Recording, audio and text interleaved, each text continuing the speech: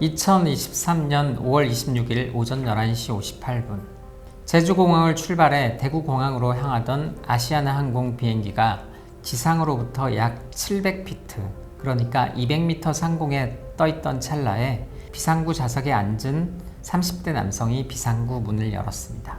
거센 바람이 비행기 안으로 몰아쳤습니다.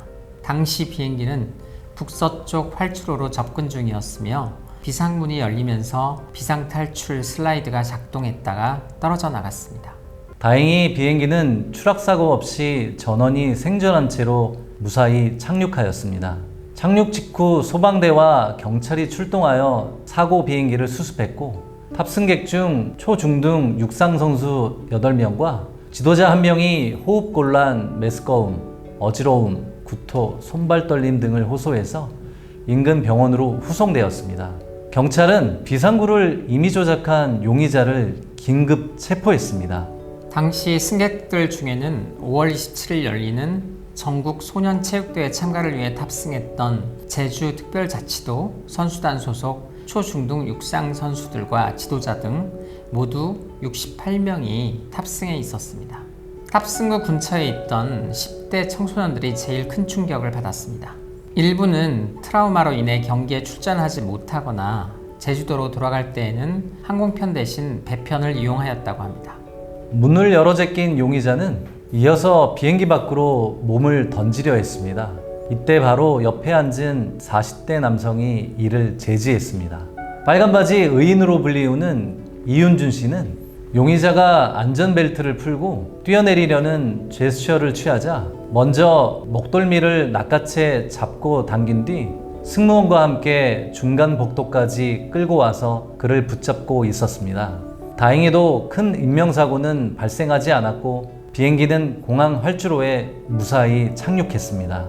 그런데 어떻게 비행기 문이 상공에서 열릴 수가 있었을까요? 이렇게 비행기 비상구가 열릴 수 있는 것은 비행기가 비상사고가 발생했을 경우 안전조치 중에 하나이기 때문입니다.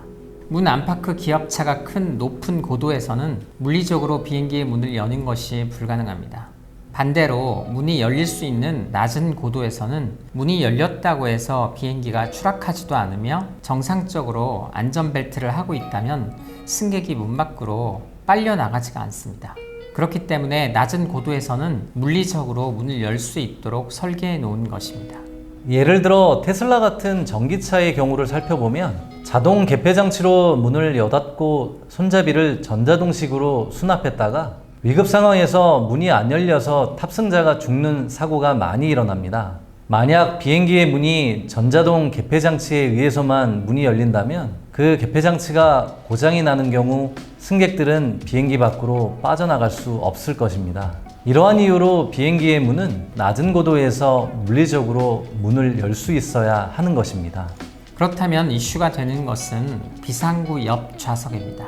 비상구 옆에 좌석을 만드는 건 법적으로 문제가 없습니다. 다만 우리나라의 경우 국토교통부의 규정에 따라 비상구 좌석에 앉을 수 있는 승객과 좌석 규격에 대한 규정을 마련하고 있습니다.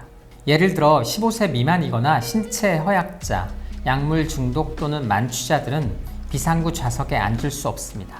그런데 이 사고가 생기자 아시아나항공은 5월 28일부터 비상구 좌석 판매는 전면 중단하는 것으로 방침을 수정하였습니다. 그렇다면 이번 사고로 인해서 생기는 법적인 이슈를 짚어보겠습니다.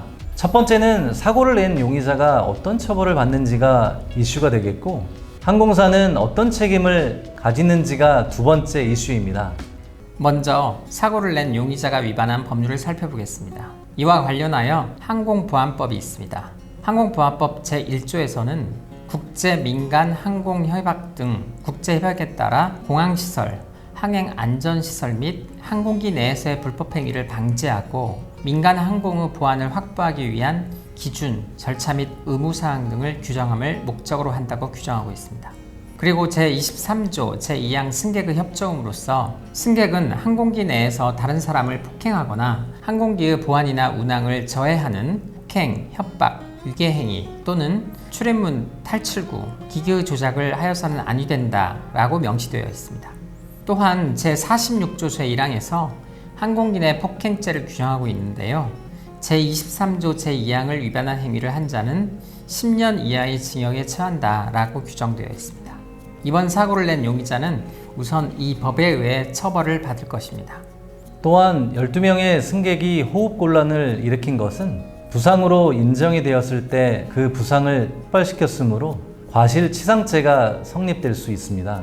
그리고 비상구는 물론 항공기 비상 슬라이드 부분도 파손되었기 때문에 재물손괴죄가 성립될 수 있습니다.